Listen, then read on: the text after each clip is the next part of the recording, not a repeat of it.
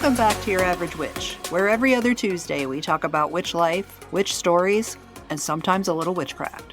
This episode is brought to you by Crepuscular Conjuration. Get witch tools, magical jewelry, and more at crepuscularconjuration.com. This week I'm talking with author Sara Mastros. We talked about math, magic, and her new book, Introduction to Witchcraft. Now let's get to the stories. Sara, hello. Welcome to the show. Hello. Thank you for having me. It's a thrill to have you here. We have been chatting offline for a few minutes, so I'm feeling a little bit giggly. But can you please introduce yourself and let everybody know who you are and what you do and where they can find you? Sure. My name's Sara Mastros. I'm predominantly write books and teach courses about witchcraft and sorcery. I mean, professionally, I actually have a whole life that's not that as well. That's a total lie. It's mostly that. It's mostly the witchcraft and the sorcery. That's what I do. So the easiest place to find me is witchlessons.com. You can find all my courses there. In terms of social media, Facebook is probably the best place to follow me, and YouTube. And if you really want to find me anywhere, just put my name in quotes, like Sara Mastros in quotes, and Google will bring up only me. If you don't put it in quotes, it'll be like, do you mean Sara Masters? And you'll have to be like, no, I definitely do not mean Sara Masters. No offense, Sara Masters, but we're not here for you. I mean, I feel sad for Sara Masters because there's like a million people with that name. And I know I have friends who like have quite common names. And like my colleague Jason Miller, he's not even the most famous Jason Miller. Like if you put his name in Google, there's like a sports baller, there's like a conservative political analyst. And I feel like if I ever met someone with my name, I'd have to instantly like challenge them to a duel.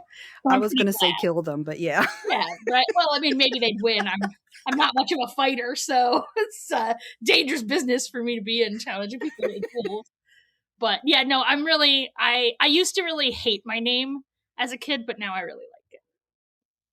Well, that's good. Yeah. Kimothy is also an interesting name. That name was given to me by my dear friend Macy. Nice. And now it's become my name to the point that I forgot it isn't my name. And when they call people named Timothy, I start walking to them. It's happened twice at the doctor. Nice. Can you, you go by the term witch. You've like claimed that for yourself. Can you tell everybody what that means, what that word means to you and how it applies to what you do? Yeah. So let me first, I'm going to answer the question you asked, but first I'm going to ask a related question, which is like why I chose witch sort of professionally, right? Because like I am a witch, but I'm also lots of other things. Like I am also an occultist. I am also a magician. I am also a sorceress. So like the reason I chose witch as the identification that I use like professionally is predominantly about politics. Like it is to assert my solidarity with women, with foreigners, with refugees, with poor people, with the unhoused, and with other people at the crossroads. So I think in our culture, sometimes when we look at words like say witch versus wizard, there's this understanding that those are gendered terms, but I don't think that is true. Like historically, those are terms that are about like class, economic class. And if you like imagine in your head a witch and like look at what she's wearing, and she's wearing like a raggedy peasant dress, right? She lives in a hut. Right. But if you look at like a wizard, he lives in a castle and is wearing like fancy robes. Mm-hmm. And so to me, like that class solidarity is actually quite relevant in the word witch relative to these other words. That being said, I'm going to say something that I understand is a little bit controversial, and I'm not telling other people that they're using the word. Okay, I low-key am a little bit telling some people that they're using the word witch wrong. Like there are people where I see them use the word witch or witchcraft in a way that I'm like, oh, my sister in witchcraft decorating a Christmas tree for sure is not witchcraft. Like it's actually not. That's historically not accurate. But broadly, I do think that the word witch, relative to some other words we have for like wonder workers in English, is about the essence of who you are. Like being a sorceress is about practicing sorcery, right? Whereas being a witch is about having your internal witch fire, like your witch blood heated up, right? It's an othering experience that sets you outside of like mainstream hegemonic culture, over culture. I understand that was a really nerdy and long answer to what was a very simple question. I like it. Okay. I like it. That nobody's ever said that before, so now I have something to think about. If you want to read more about that, I think BJ Swain is a friend and colleague of mine who's been doing a lot of really fascinating, like, historical research and writing about, like, what the nature of witchcraft as a kind of supernatural othering is. So that's who I would recommend on that topic. I'm going to be frank and say I have not finished the book, but I have read some of it, in fact, this morning, and the fact that you want us to figure out the difference between magic and witchcraft hurt my head. But I know it's something I should work on, and I'm interested to do it. I mean, they're really complicated distinctions, and I'll tell you, it's been decades of me trying to work out those differences, and it's not like I have it all figured out at this point. Also, if it makes you feel better, the majority of interviews I do, they clearly haven't even opened the book. So it does make me feel better. Everything you just said made me feel better. Who I don't think even read the like Blackbird, the table of contents. Oh, I'm That's excited fine. to get to the rest because it's actually really, really interesting. I mean, thank you. I did write it in order to be read. Like I know people have this idea that I write books in order to sell books, but first of all, I make approximately $1.50 when somebody buys a book. So, oh my god, yeah, I mean that's pretty typical. I will tell people broadly, like mainstream traditional publishing, the author typically makes 10%. Good night. Yeah, I mean that's just. Welcome to the realities of publishing in the 21st century. I don't like reality. I mean, same. I will tell you, I also run my own publishing house. So with partners, cool. I own the Fool's Dog Tarot Company. So we're a market-leading producer of digital tarot decks. So if you have a digital tarot deck on your phone, it might be made. People don't always know that decks are Fool's Dog decks because same way, like I don't typically know who published a book I'm reading unless I actually looked. Right? But like if you have a Llewellyn deck on your phone, we made that. If you have a Lil Scarabeo deck on your phone, we made that. Can you tell us about your magical practice? Absolutely. So, I started off, I've been practicing for a long time, right? In some ways, like, I think that all toddlers are magicians until our culture just beats it out of them. Yeah. I used to think that, although I will say when I talk with people who like run daycares, they're like, not as much as you think, Sarah. Some kids are not into that, which might be true. I don't have a ton of experience with little kids. But by the time I was a teenager, I had gotten like I just never grew out of it, like many things I was supposed to grow out of. And so by a teenager, I was pretty serious about it. But, this is like to give some context for the young people. I'm now telling a story set in like the late 80s through like mid 90s. And I live in the country, so there's really not that much in the way of resources. Like I've read everything in the public library in the witchcraft section, which is like 5 not very good books. And I'm really like trying to find other stuff. And then I found a book called Ritual Magic by E.M. Butler, which was in the German history section, which I was looking in. Which I was looking in because I was taking German class. I was writing a paper on German history, right? And so that book was really transformational for me. So that was my first introduction to Solomonic magic. Ritual Magic, it's a book I really recommend for nerds. Like, it's a dense academic book that you gotta, like, be into reading nerd books to enjoy. But if you, like me, are into reading nerd books, it's a great one. It's basically a history of grimoire magic, and it has excerpts from a lot of different grimoires. And it does a really good job of sort of like comparing structures and like how things evolved over time in different grimoires. But as a magician, I'm actually really glad that I started there instead of with a single complete grimoire, right? So like I didn't have the Key of Solomon. I had like this excerpt from the Key of Solomon. Then I had this excerpt from like the Grimoire Verum and so forth. And I had to kind of stitch together my own practice from those pieces.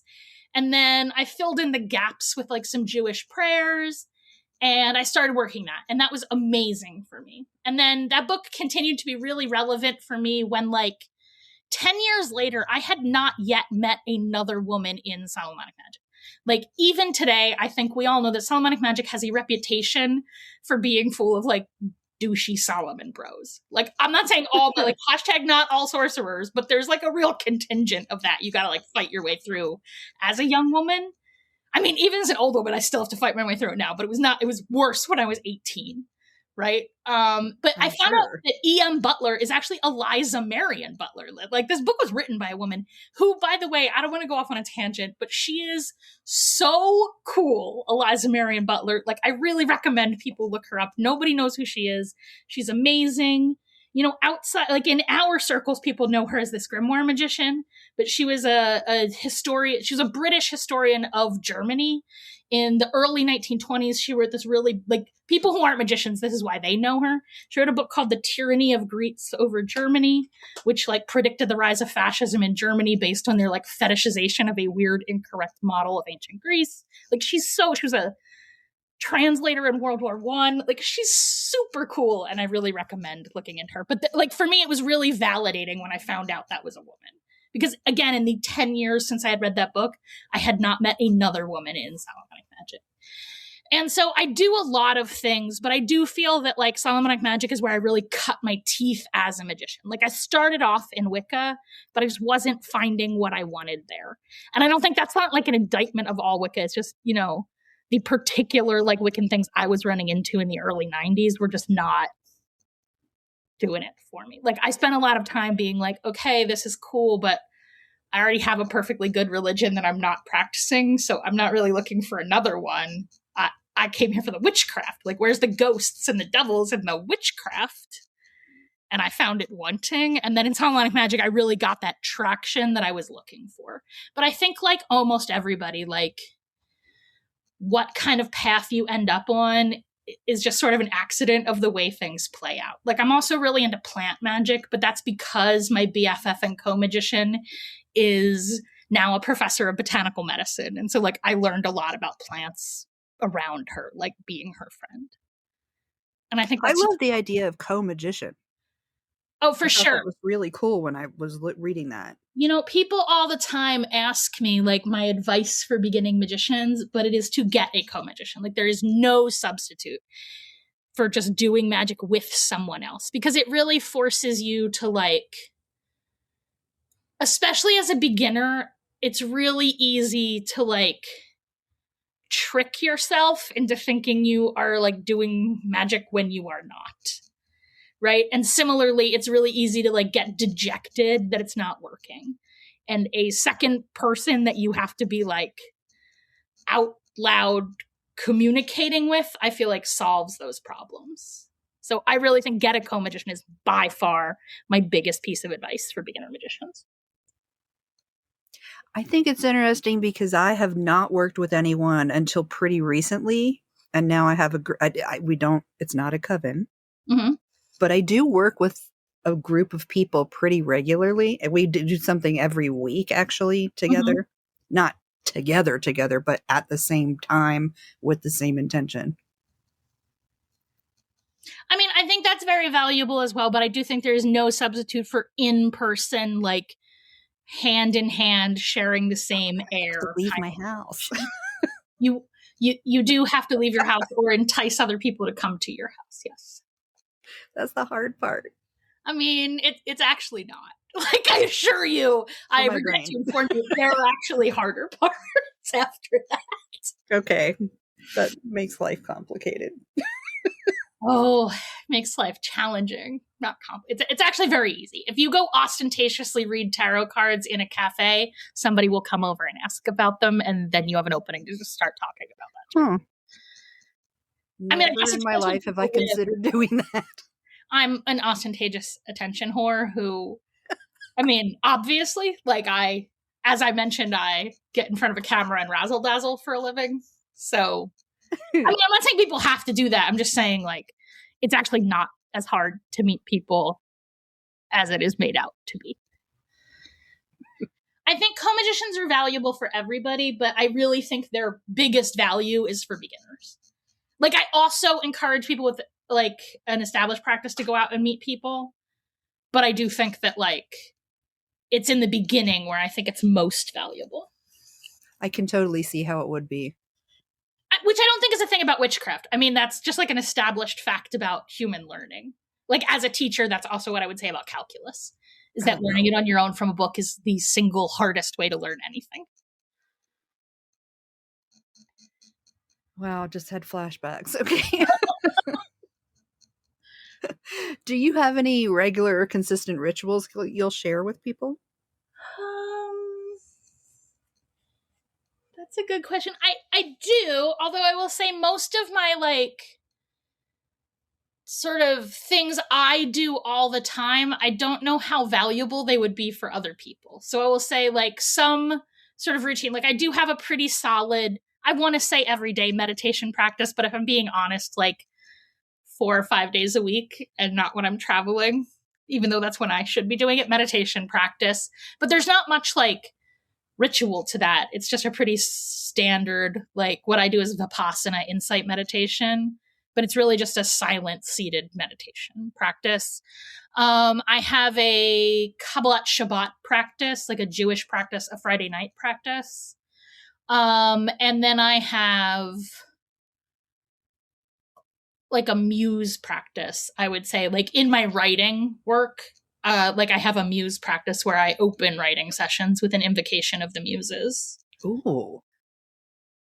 But I mean, it's not like, I don't know that I could share a ritual. I sit down and I... Oh, no, I don't mean that. As Hesiod teaches us, I what write... you said is what I mean.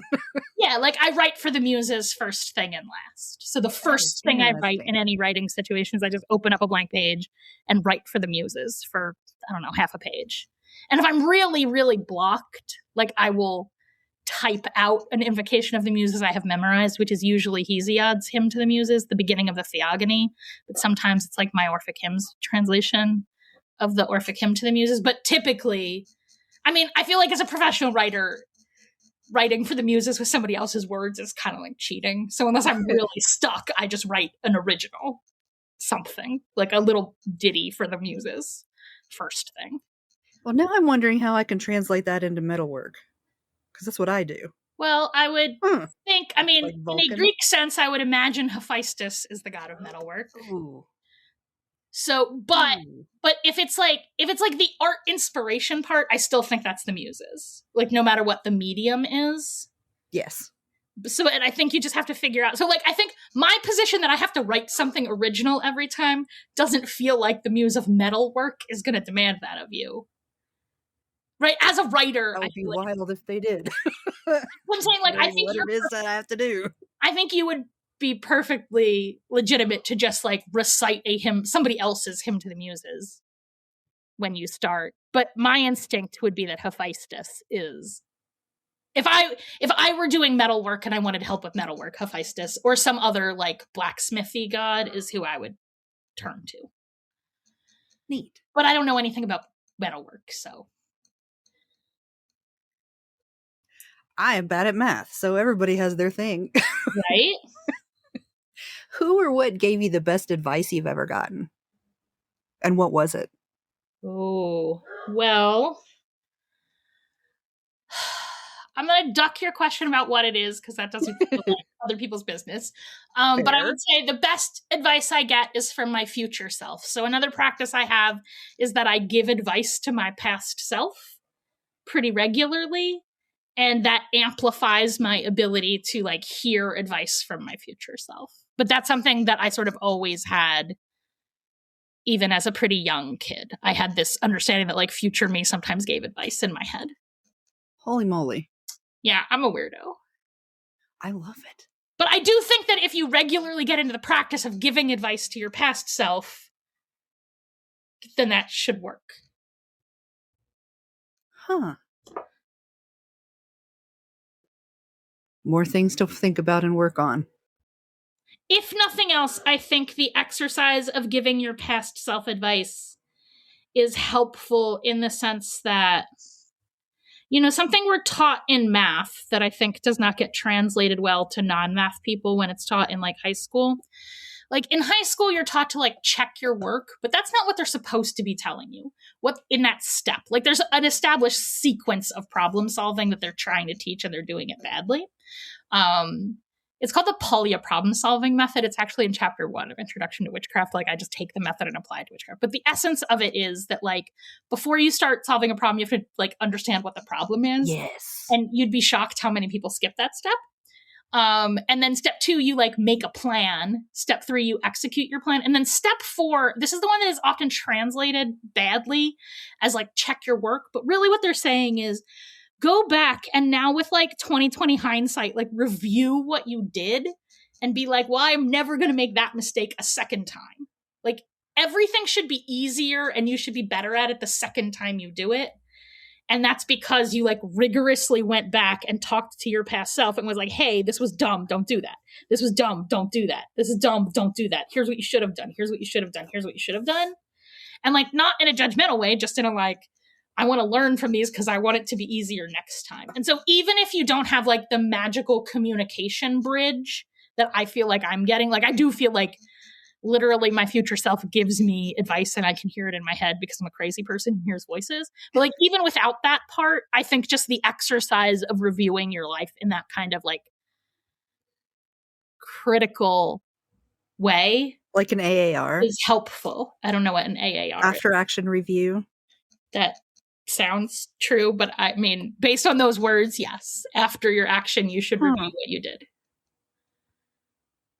When I read, because I read that this morning, actually, when I read it, I thought, oh, it's like all the weird word problems in math class. And they're actually asking Z, but you see this huge paragraph and freak out. Yes. I'll tell you as a teacher, people's problem with word problems is never the math, it's always the reading. Like they just didn't read the question. I know this because if you read the question out loud to them, like if a student puts up their hand, it's like, I don't know how to do this problem. And you read it out loud to them, that solves like 90% of their problems with word problems. Like they just don't read them. What's the biggest struggle you have in your practice? Okay, I'm going to first answer the biggest struggle in my business, like my witch business, and then I'll talk about struggle. Oh, yeah. The biggest struggle in my business is my absolute hatred for rich people and my unwillingness to disguise that hatred. Hey, who you telling? Because I hate them too. What does Diogenes say? That in a rich man's house, there's nowhere to spit but in his face? Ooh.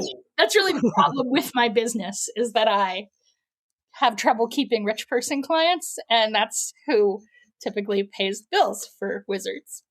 In terms of my magical practice, my biggest problem, I would say, is my laziness. Though I think other people might characterize that as ADD. I'm not great at just sitting down and doing the hard work of like doing the same boring thing over and over every day in a way that is sometimes required for a magical. It's not fun. Yeah, and I'm really here for the lulls. So that being said, how are we the same person? Except that you can do math? Well, I mean, I think that this is a common problem in magic, and I think it's an overblown problem, I will say. Like, I think there is a lot of emphasis on, like, the necessity of, like, disciplined daily practice in magic in a way that I actually do not believe to be true. Like, there's also this emphasis on that in, like, the teaching of mathematics, which is also fundamentally not true. Like, rote drilling is not the correct way for humans to learn things. That's not how Mother Nature designed our brains to work.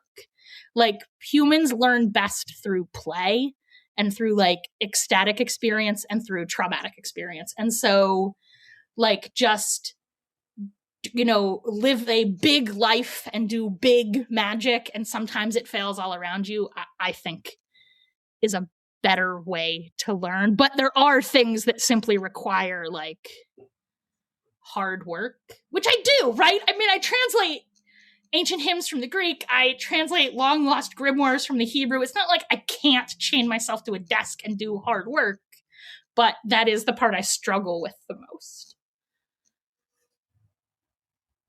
I just don't like doing things that aren't fun. I mean, in some way. And here's the thing. I say this in the book that, like, for beginners, that's totally okay. Just do the fun stuff.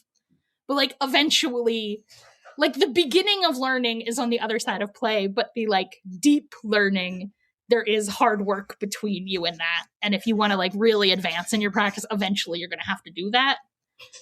But don't. Not I think even people just magic, just anything, even yeah, right, that's not. podcasting. I'm trying to learn terrible things for podcasting, and I'm not having a good time. I really think that like learning magic is fundamentally not that different than learning anything else. Now, there are other pieces, right? And so we're talking about like the difference between magic and witchcraft. Like when I'm talking now about learning magic, like there are parts of it that are learned the same way you learn other things. But there are other parts that are like about internal ignition of witch fire that you can't really learn by chaining yourself to a desk. Like there are ways to, like many people are born with their witch fire ignited. They're just like weird little kids. I was born dead under a call. Like I've been a weirdo the whole time, right? Like I've almost died a couple of times, but like almost dying and coming back is a traditional way to, as we would say, you can't see my scare quote fingers here, but like get witched, to like ignite your witch fire. But there are lots of other ways as well. Like many kinds of initiation are getting witched. Going to the crossroads and making a deal with the devil is a very traditional way to get witched. And like those things, I don't really think hard work helps that much. Like you just have to be brave and just do it. Because it's like a once and done, like you had this transformative experience, but it's scary because there's no going back. Like you don't really know what you're signing up for in an initiation. Like you're going to come out of it different than you went in, and exactly how you're going to be different, it's hard to know. Right? And so the older we get, hopefully, for me, the older I've gotten, and certainly the more like powerful I've gotten and the more like satisfied with my life I am, the less willing I am to go out to the crossroads and burn my whole life down and start over. That being said, I am planning on doing that in June. Like, so in June, my expectation is that I'm moving to Wales.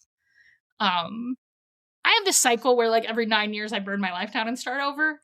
And now that I know that about myself, I can kind of do that in a planned way.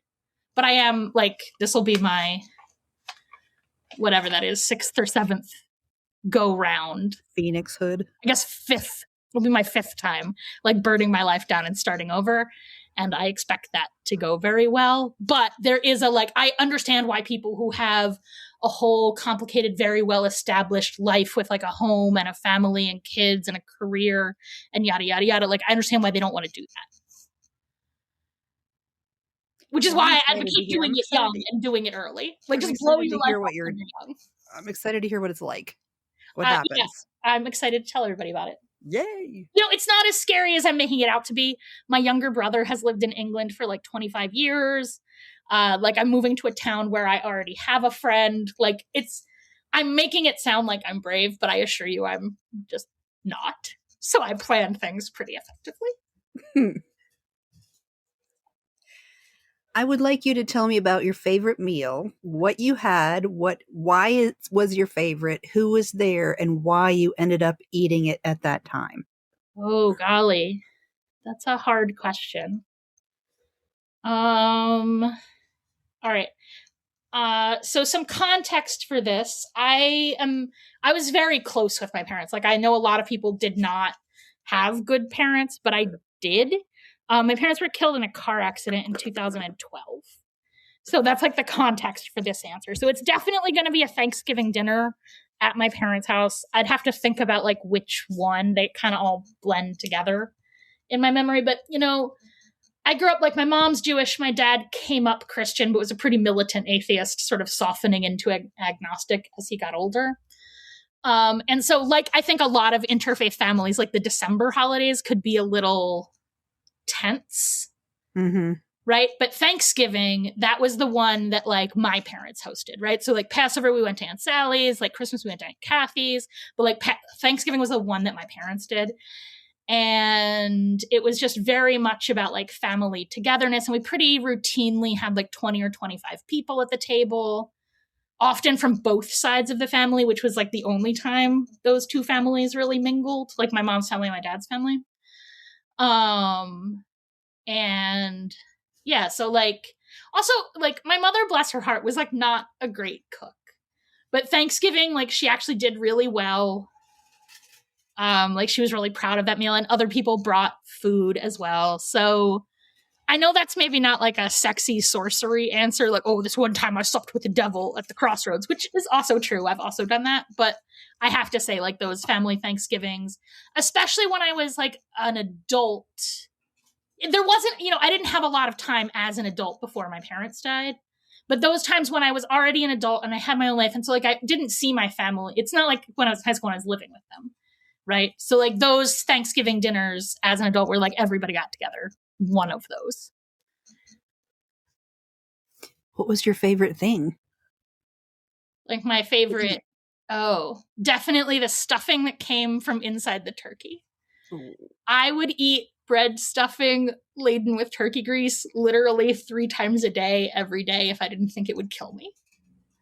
Like, I understand that is not a food a human being can, like, survive one. It's terrible for you, but that is definitely the favorite. Are you a gravy person? Yes. Hell yes. Yes, my dad made the gravy. Ooh. Actually, my dad is who taught me how to make gravy. It was, like, the only thing he ever cooked. That's cool. Mm-hmm. What's something you wish was discussed more in the magical community?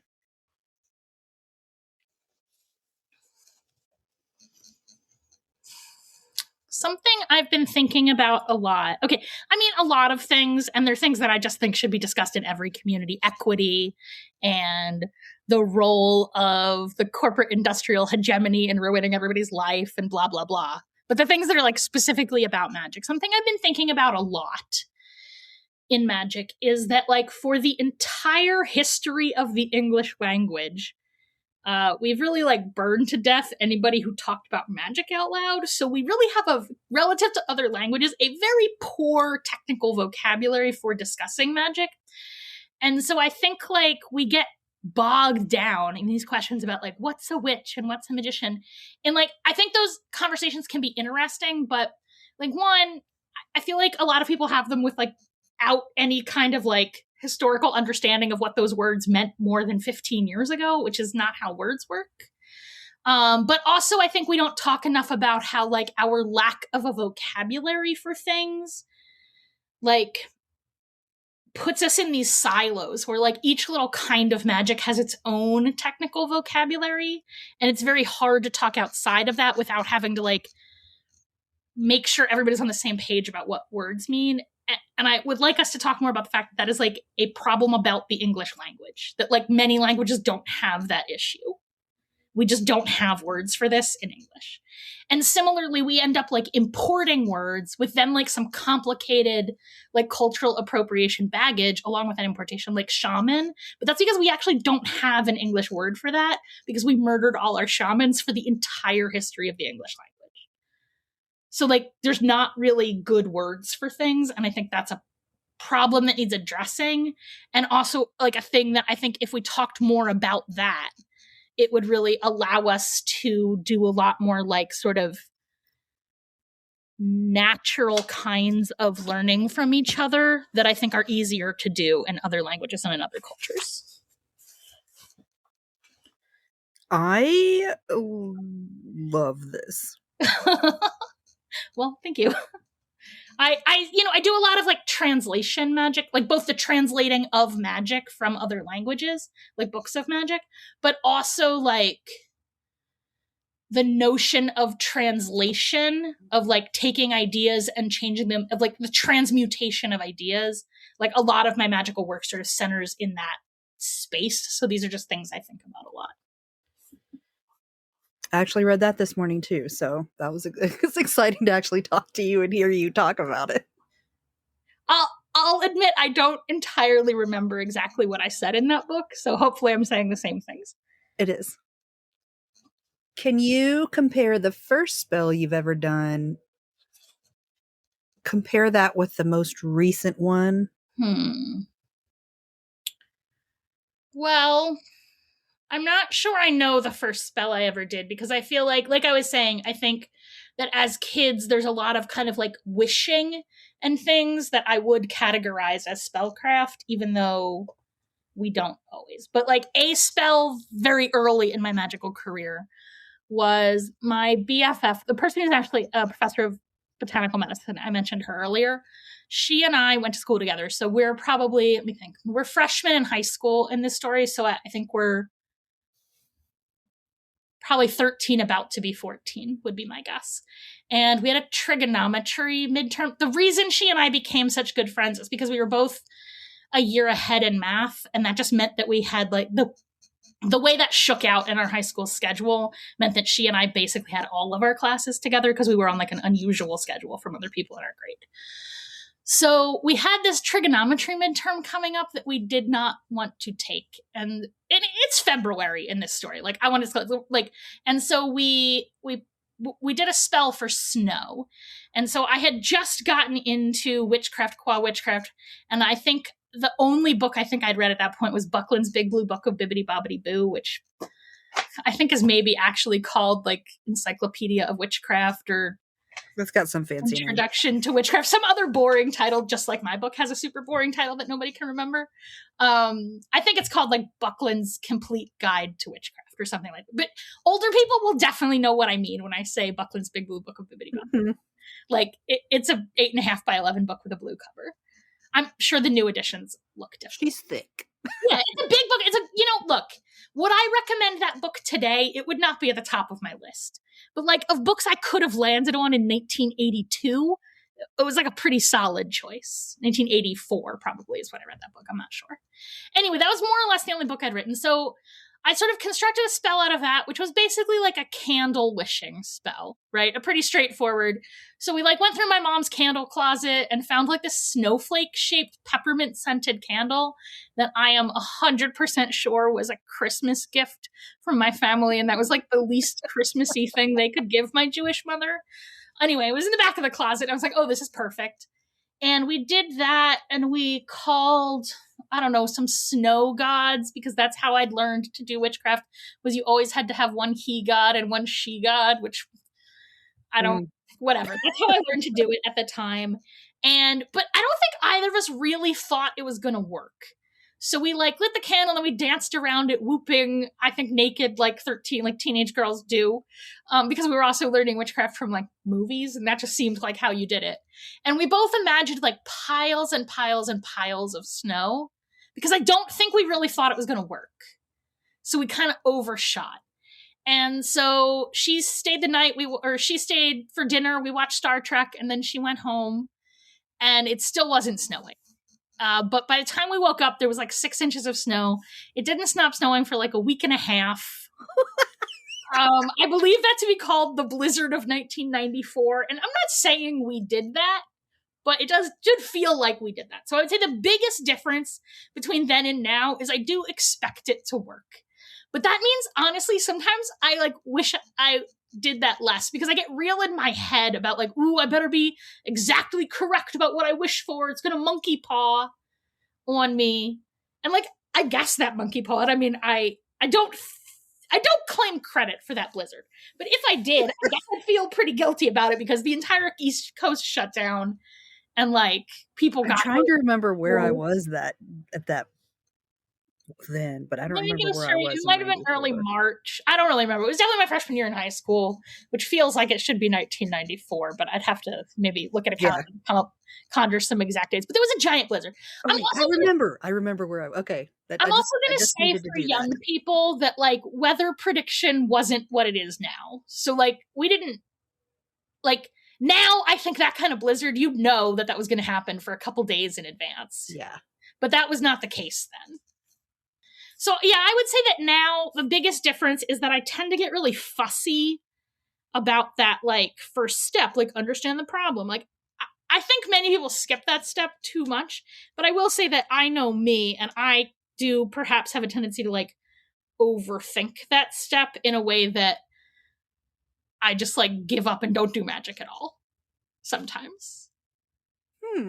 I mean, there's also differences with like a lot of technical proficiency, like my ability to get exactly what I want. Like I know I'm better at it than I used to be, but from a witchfire standpoint, like the essential difference between witchcraft and magic, in my opinion, is that magic is about the like application of technical skill, technical knowledge and skills. Magic names, secret formulas, you match the right color to the right gemstone to the right day, yada, yada, yada, yada, right? And that gives you a much more precise ability to channel power, right? And it also lets you do magic without having to flash that power up from your own witch fire, which long-term is not physically very good for you, right? But you're a witch when you can just make stupid spells work. Like on a technical level, that candle spell I did, looking at it now, I'm like, oh, honey, like you are a good witch. Like when I look at like past me and like past the friend who I'm going to call Deb, but that's not her name, right? Like when I look at us, I'm like, oh, you guys' heart is in the right place. And you clearly have some like native skill for like designing a spell, but this is garbage. Like this spell is terrible. Let me just cross this whole thing out and fix it for you. Right? But, you know, teen girls who are witches flash a lot of witch fire.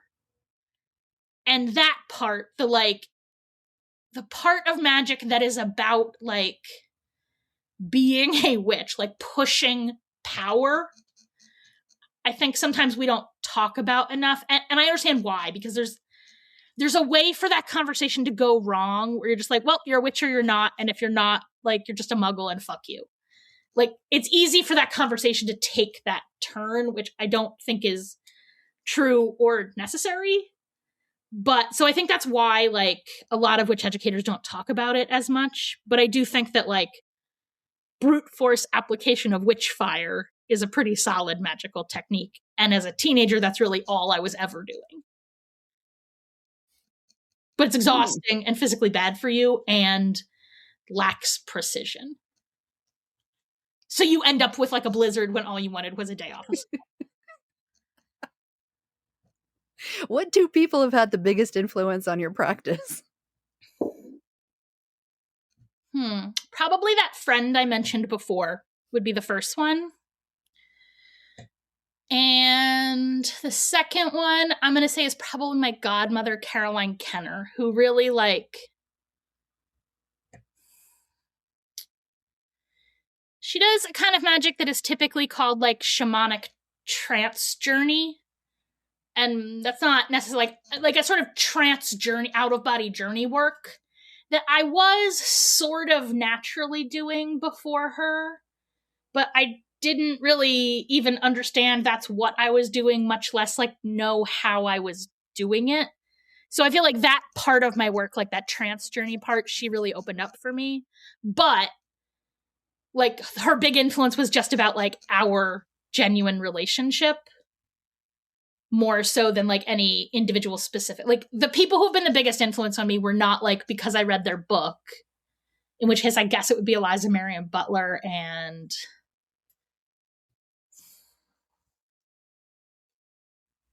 Pythagoras, perhaps.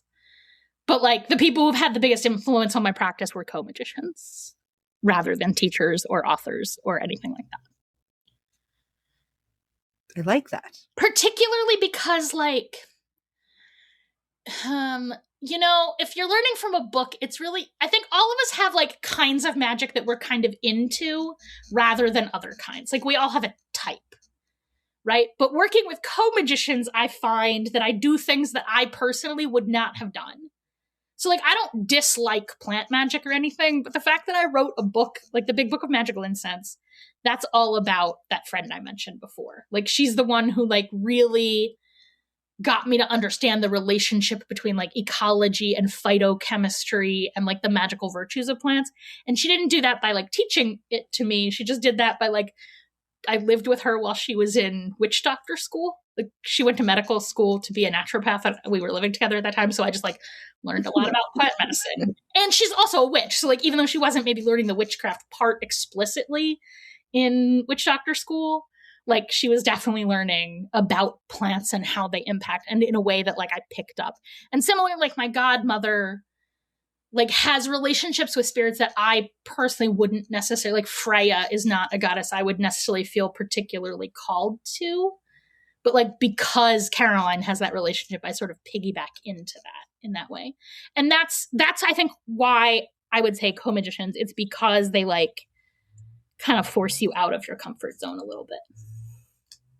I love hearing about relationships and how they affect stuff that you wouldn't necessarily think they would. I think a lot of people it's interesting because with the development of social media, like, it's really easy to like build this parasocial relationship with someone that you do not actually, and then it's entirely one way. But I think people don't understand the extent to which, like, those of us who, I don't know, go on podcasts and do this, we like all know each other. Like, there's a lot of common, so like I mentioned BJ before, but like, when I say like he's who I would talk to about this, he does write about it, but I also mean like he and I just talk about it because we're people who have like actual human relationships, or like other co-magicians that I have.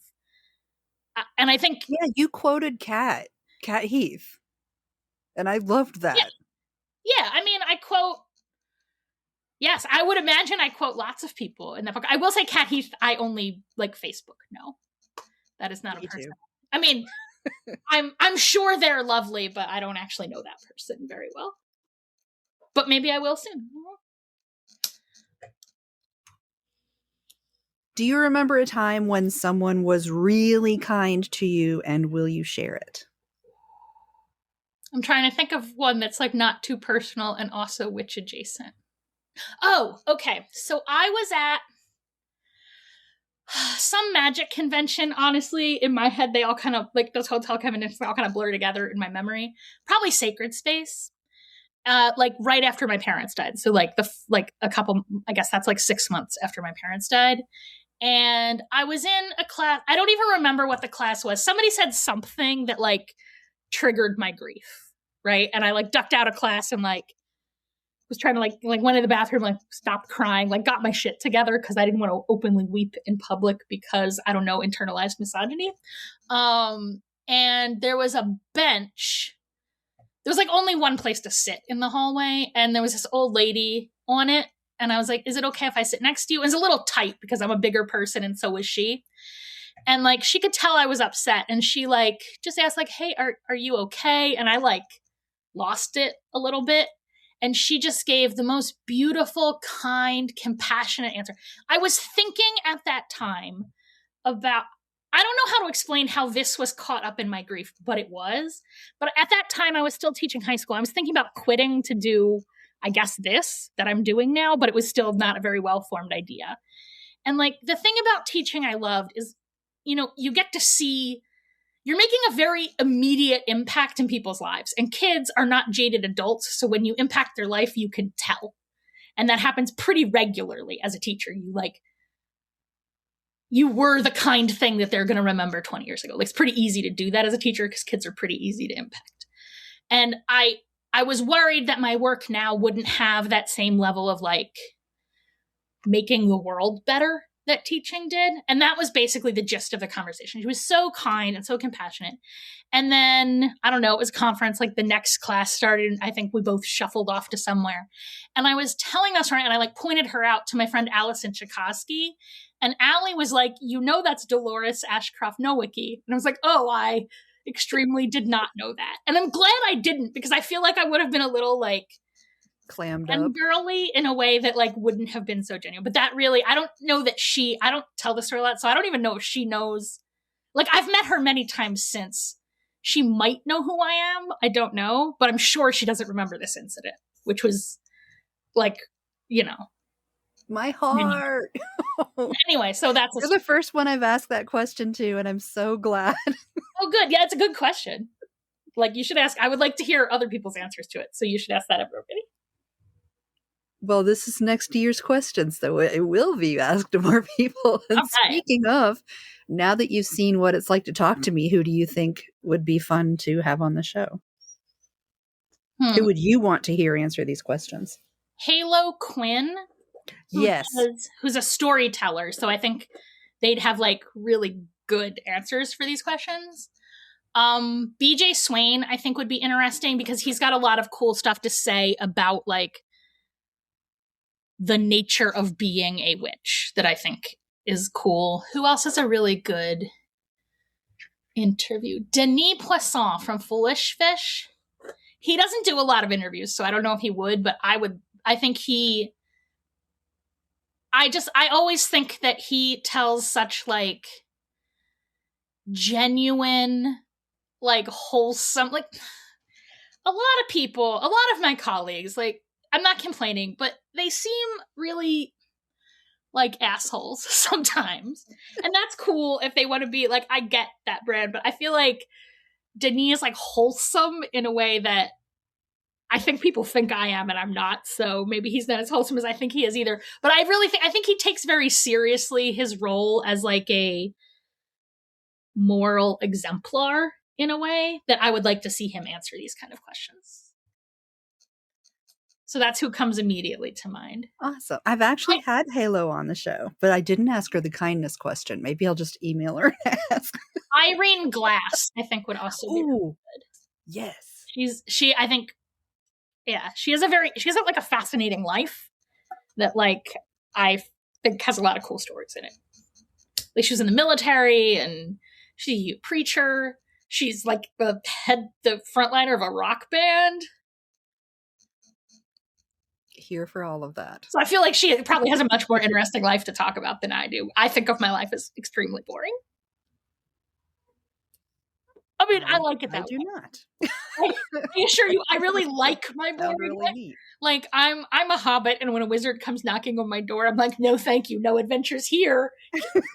Again, and then I go back to my meat pie and book, and that's my perfect life. Is there anything else you wanted to bring up? Anything going on with you? Anything you want to talk about? Anything I didn't ask? Any questions you had for me? Well, yes, I have a lot of interesting things that I would like to talk about, but first I'm going to shake my begging bowl and do a little advertisement, if that's okay. So, Heck yeah.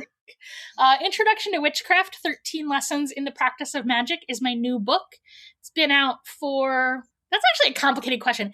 Everywhere except Amazon, it came out October 28th, but for some reason, Amazon kept it in book jail until November 18th, and it's still in book jail in Europe. But anywhere except Amazon, it is available everywhere books are sold. There's also a companion course. So the book is really structured as, like, I've been teaching a course on Introduction to Witchcraft for many, many years now, first in person and now online. You can find it at witchlessons.com. The new semester will start January 4th. And this is really the textbook for it. And certainly, if you're the kind of person like me, if you're a nerd who wants to sit at a desk and learn shit out of a book, I wrote a book for you. But if you are not that person, I also teach a class, which is a lot more like interactive and videos and like, I don't know, for people who don't want to hunch at a desk over a book, which I appreciate is a lot of people. And even I would rather learn in person from a fun teacher than from a book. So classes start January 4th. You can get all the information at intro.witchlessons.com. I also have a course on working with the dead. We're going to do lesson 3 next week, but it's not too late to catch up. So you get, for any of my courses, when you sign up, you get all the back videos, which usually means 2 or 3, like I've taught it 2 or 3 different times on video, plus you get invitations to every live teaching coming up, and you keep that forever. So like, it's not like you take the class once and then you would have to buy it again. Like you just can do it forever until you tell me to take you off the mailing list, basically. In terms of live stuff, I have an event in London coming up January 26th, maybe 28th. Well, maybe by the time this comes out, we'll have that in a little info box under this event. And then I will be at Convocation in Detroit the weekend of February 21st, which is also my 48th birthday. Yay! And then in March, I may or may not be at Paganicon. It is not quite decided yet, but if you would like me to be at Paganicon, you should write to Paganicon and ask them to pay for part of my hotel room, which would make it easier for me. That's how you get people to show up where you want them to, everyone. You offer to pay. I mean, I'm doing my best. It's a lot of travel and an expensive. Yeah, it's not expensive. Like I don't think people realize that I don't think people realize that's how they get to see who they want to see. Oh yeah, for sure. If you want an author at an event, you don't hassle the author who honestly has only marginal power over that. Like, call the event and be like, you should pay these people. Like, I will come to this event if this person is there. And those are all like the dirty professional secrets of how this works behind the scenes. Like places that are close to me, like if I don't have to pay for a hotel, I love events. So things that I can just go to in a day and come back, like you don't need to pay me to do those, right? But if you want me to go somewhere where I have to like rent a car and then pay for a hotel room, I need to be able to make enough to do that. And I make $1.50 for every book sold. So I can't do that with book sales. Me or anybody else. Like I just, like, capitalism ruins everything, and this is the way it ruins, like, professional witchcrafting. So everybody call, or don't call anyone, oh my God. But email. Oh, yeah. Please don't, like, please don't rig off the hook the organizer. Don't call anyone, but email them and say, hey, this is what we want, everyone, right. Or whoever organizer, person. But also whoever you do want to hear. I mean, at this point, it's too late. Like, it takes a full year. So, like, I'm already registered for Pagayanicon. I don't know if I can actually go to do that teaching. But, like, you know, you have to tell them a year in advance who you want to see next year, basically. Mm-hmm. So the last two things that I ask of guests, thing number one is recommend something. It doesn't have to be witch related at all. Just something cool that you ran across this week or month that you would, when you meet up with your friends, you're like, hey, you know what you should try? Blah, blah, blah. But I only get one? Oh, no. Hard. Okay, no, well, if I can have a bunch. Yeah. Here's a bunch of things that I'm excited about right now. I love There's this. a TV show called Beforeigners. It's, I think, from Norway. It was on HBO for a while. I'm not going to lie. I don't even know where you can find it. I'm like watching it on a friend's Plex. But it's amazing. It's about this cop who is tasked with figuring out what's going on because people from other time periods are just like showing up in, I guess it's Oslo. I'm not even sure where it's set. It's really weird and cool. A book that I recommend, a fiction book, is called Eternal Life by Dara Horn. It's so cool. It's about a woman who's been living since, I guess, like the 1st century CE. I guess a little earlier, probably the very beginning of late antiquity. So I guess it's the time of Rabbi Hillel. So yeah, I guess it's like the last century BCE is about the time period of this. But it's set primarily in the modern day, and with her like sort of navigating the consequences of what it means to be immortal, I would say, is what that book is about. It's really, really cool. Let me see if I can come up with a witch book. I've really been enjoying story. I feel bad that I don't know the exact title of this book. I think it's called Storytelling for Magicians, or maybe Storytelling for Magic. That's by Halo Quinn, who I mentioned before. As a writer, I really, really liked it, but I also think it's really great. It just talks about like the role of story in magic.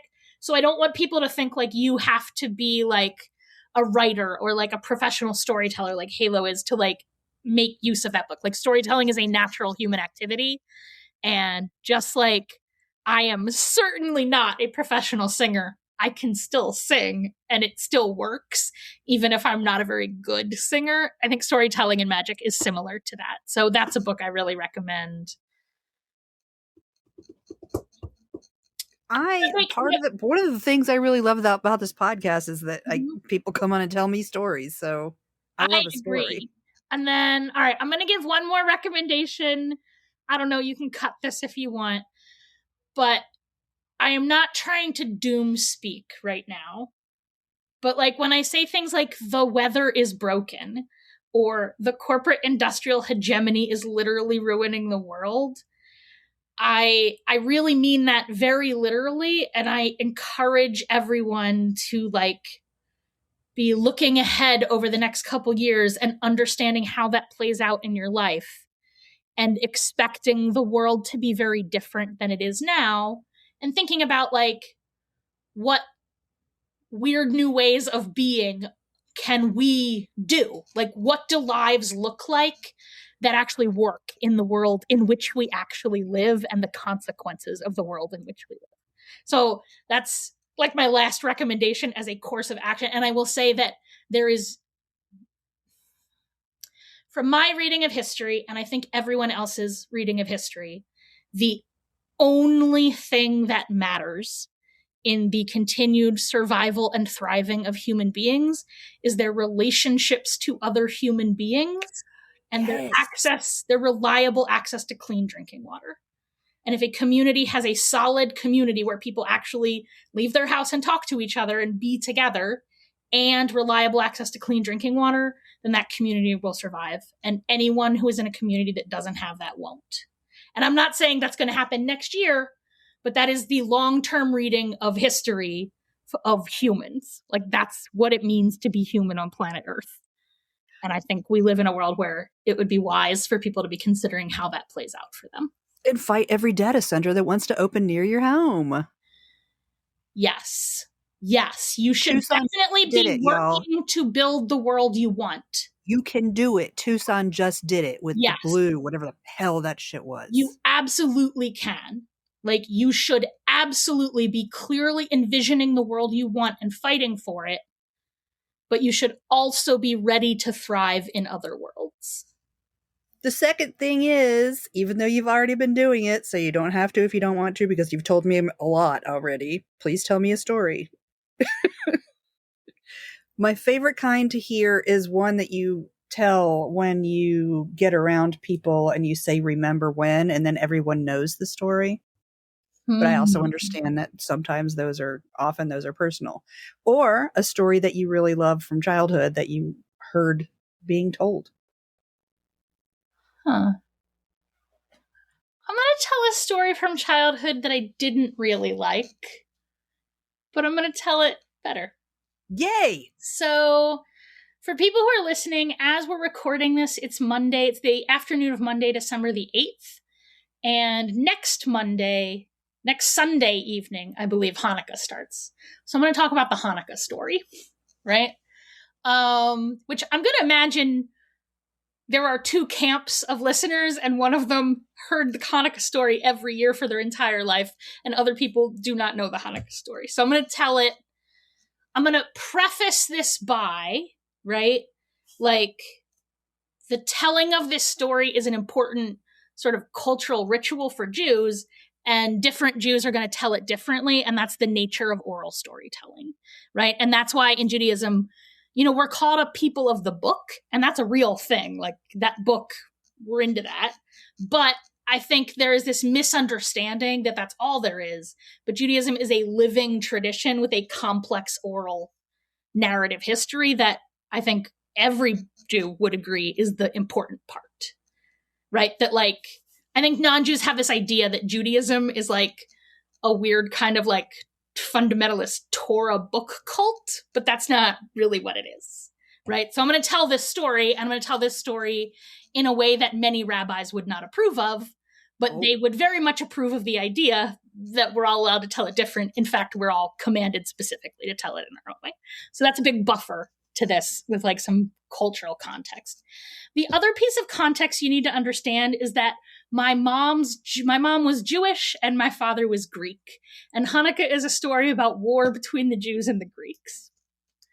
And that's a complicated story for me, and also for a lot of political reasons. So the basics of the story are this.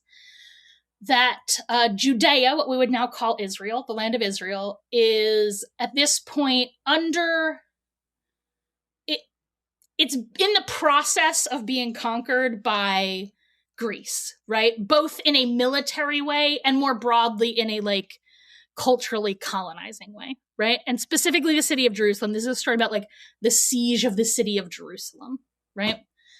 And how we lost that fight, right? So like, I know that a lot of holidays are like, yeah, this wonderful thing happened. But Jewish holidays are often like, oh, this terrible thing happened, but wait, but you survived. Something good will come out of it. That's the general like tone, I would say, of Jewish ritual storytelling, right?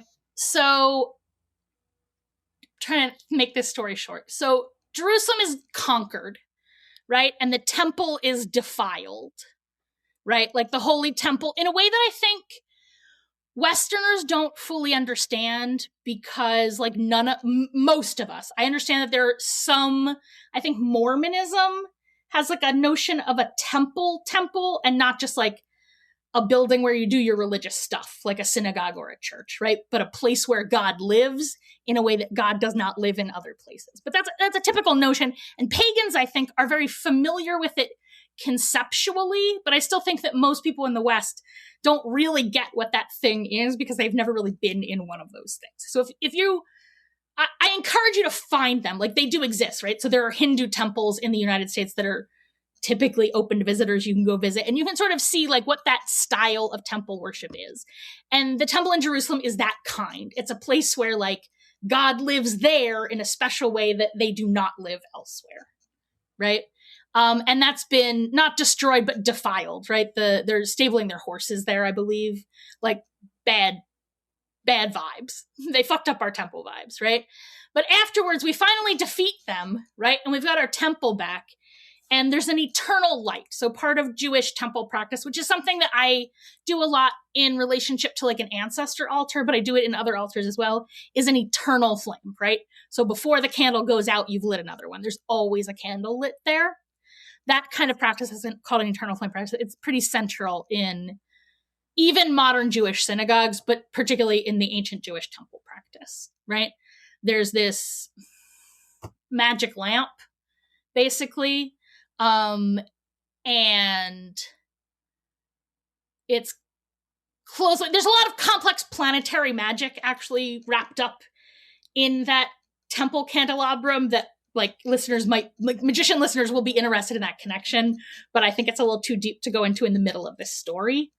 But there's a cool magic lamp in this story and you should look it up, but it's not that relevant. I guess it is about this. There's a magic lamp. You don't need to know all the details of how a magic lamp works, right?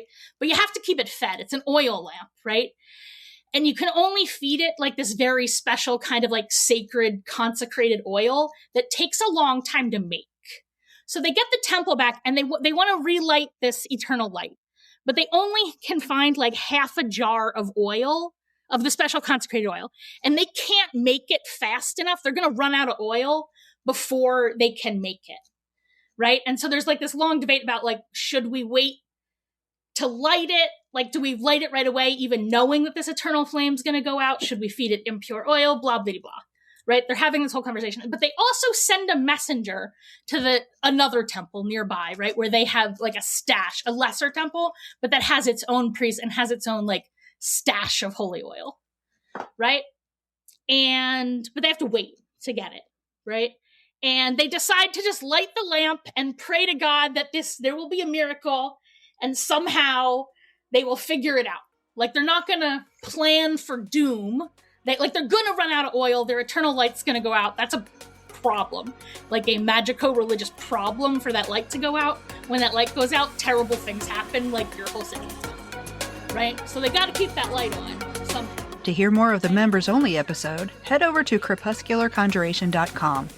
The monthly magic tier will give you access to the monthly Magic Marco Polo group, the private Facebook group, and access to the written monthly spells. There's also Crepuscular Conjurations, giving you bonus podcast episodes, coloring pages, guided meditations, spellcrafting videos, printable downloads, and a lot more. The free Witchy Wonderment level will give you a little sample of everything I just mentioned. You can also visit my shop, Clever Kim's Curios, to get spell boxes one at a time or by monthly subscription, intentional handcrafted jewelry that I make especially for witches, and handmade altar tools. You can even listen to the full Your Average Witch podcast library, including show notes and transcripts. Check it out at crepuscularconjuration.com. Thanks for listening to this episode of Your Average Witch. You can find us all around the internet on Instagram at Your Average Witch Podcast, facebook.com/groups/hivehouse, at www.youraveragewitch.com, and at your favorite podcast service. If you'd like to recommend someone for the podcast, like to be on it yourself, or if you'd like to advertise on the podcast, send an email to youraveragewitchpodcast@gmail.com. Thanks for listening, and I'll see you next Tuesday.